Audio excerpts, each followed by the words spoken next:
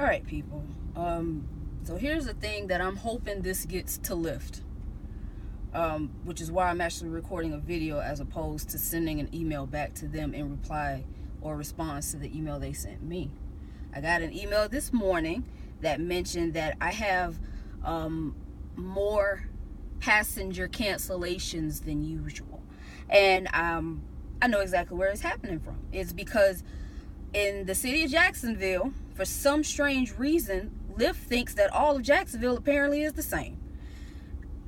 Every time I log into the Lyft app, and this is not once every 2 or 3 days, this is not once a week, this is every day that I decide to log into that Lyft app.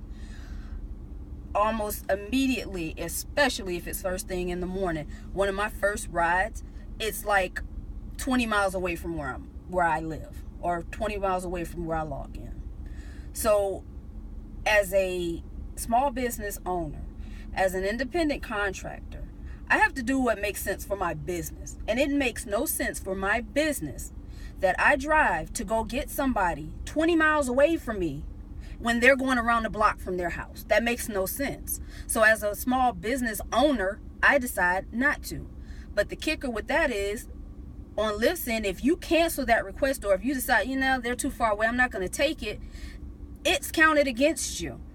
So to circumvent that, I'll go ahead and I would accept the request and then have the rider cancel it, because they don't get any kind of, nothing happens to them unless they do it, too late, and then they're charged the $5 cancellation fee or whatever the case may be. But other than that, nothing else happens to them. They don't get anything as far as their acceptance rate is concerned or the cancellation rate is concerned. If they do, okay, my bad. But that's not something that they typically have to deal with, but drivers do. So how do you think it's fair for somebody who's basically damn near donating their time to your business to help your business grow, that they would have to drive out of their way to go pick somebody up who is literally going to net you like $4? That makes no sense. So that's something that Lyft honestly needs to address, especially in the city of Jacksonville. I've never, driving with Uber, had to drive that far to go pick up a rider or a passenger, whatever you want to call them.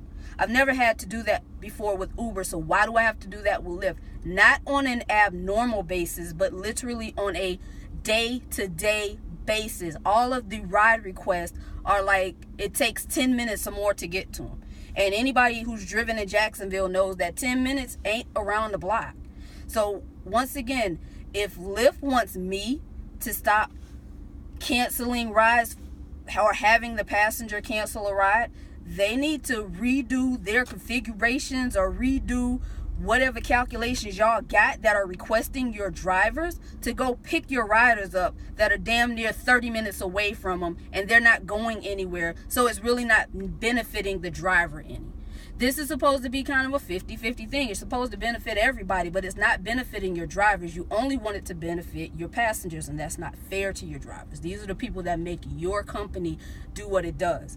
So something that you need to seriously address is how far away you allow for riders to be matched up with drivers.